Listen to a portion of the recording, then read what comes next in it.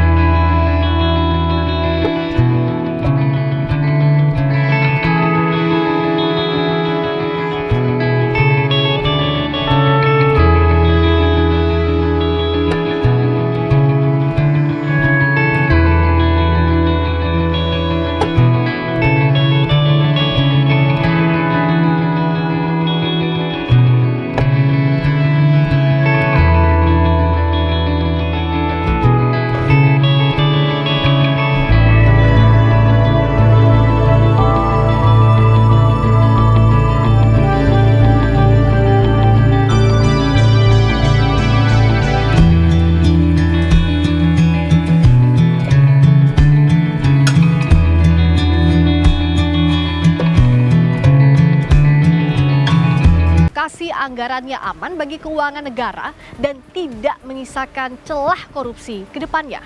Lengkapnya dalam ulasan Istana bersama saya, Friska Clarissa. Pemerintah menetapkan alokasi anggaran program makanan bergizi gratis di rancangan APBN 2025 sebesar 71 triliun rupiah.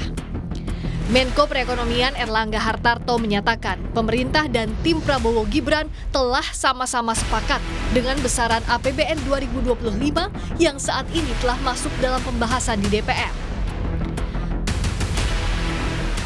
Nah, pada prinsipnya beliau telah memahami dan menyetujui hal yang kemarin dibahas di dalam rapat, termasuk salah satunya terkait dengan dukungan terhadap program-program yang menjadi program unggulan dan salah satunya tentu program bergizi gratis yang sudah dialokasikan di dalam anggaran RAPBN 2025 sebesar 71 triliun dan tentu ada skala prioritas dan hal teknis lainnya nanti tentu akan disampaikan oleh Bu Menteri Keuangan.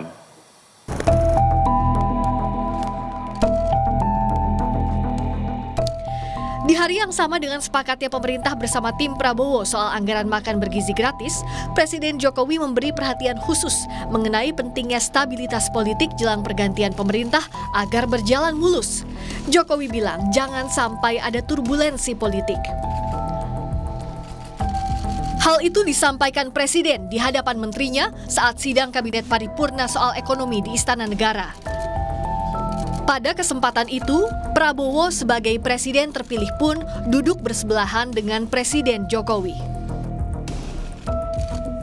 Yang harus menjadi perhatian kita yaitu stabilitas politik. Ini penting agar jangan sampai ada turbulensi politik, agar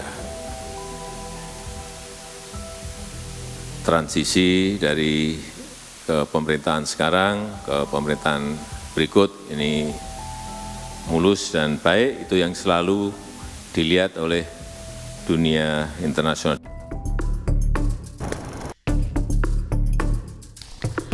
Wakil Ketua TKN Prabowo Gibran Silvester Matutina menyebut data penerima makan bergizi gratis masih dikumpulkan dan harus dirancang secara matang untuk pengawasannya.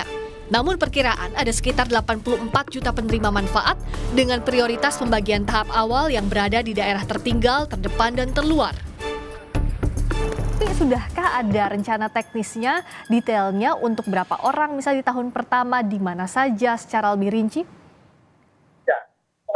Yang kita terakhir ya, ini data kan masih berbeda-beda nih antara data di Kementerian Pendidikan, Kementerian Sosial, termasuk Kementerian Kesehatan. Tapi intinya itu yang kita inginkan itu 84 juta penerima manfaat ya.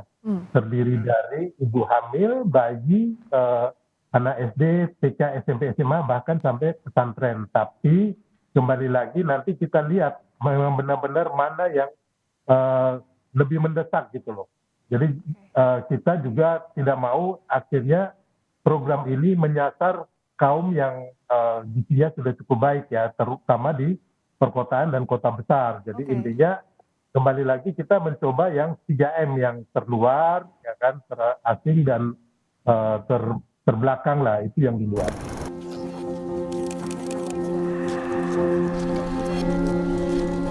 Pertanyaan yang kemudian muncul, bagaimana keuangan negara di tengah masih banyak program prioritas pemerintah lainnya yang juga menelan dana besar. Pembangunan Ibu Kota Nusantara misalnya.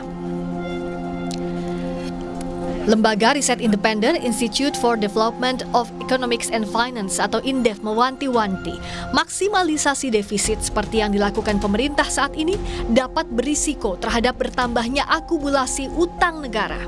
Selain itu, pembentukan badan atau kementerian lembaga butuh waktu tak sebentar dan dikhawatirkan pula alokasi 71 triliun rupiah tidak habis terserap di 2025. Ingin maksimalisasi defisit ya dari PDB. Tapi resikonya nanti akumulasi daripada utang kita totalnya itu akan bertambah. Karena di tahun 2024 kita sudah berhasil di bawah 2,3% PDB, which is defisitnya itu sekitar 37-38%. Jadi kalau kita lebarkan defisitnya ke 2,82, maka total akumulasi utangnya itu yang akan menambah. Jadi ada risiko memang. Tentu saja yang saya kira mungkin secara teknis perlu dipikirkan bagi pemerintahan baru, pembentukan badan ataupun kementerian lembaga baru itu membutuhkan waktu yang tidak sebentar ya, melihat pengalaman dari dulu ada Menko Maritim Invest, ada kementerian yang lain, itu butuh waktu sekitar 6 bulan lah begitu. Jadi saya khawatir bahwa alokasi sebesar 71 triliun tidak akan habis ya di tahun 2025. Pemerintahan Prabowo Gibran harus memastikan anggaran program makan bergizi gratis sampai tepat sasaran kepada masyarakat yang membutuhkan. Tak lupa selain anggaran harus aman bagi keuangan negara, jangan sampai dengan anggaran yang besar itu ada celah bobol terjadinya praktik korupsi dalam pelaksanaan program unggulan Presiden terpilih. Friska Clarissa, Ganiar Febrian, Kompas TV, Jakarta.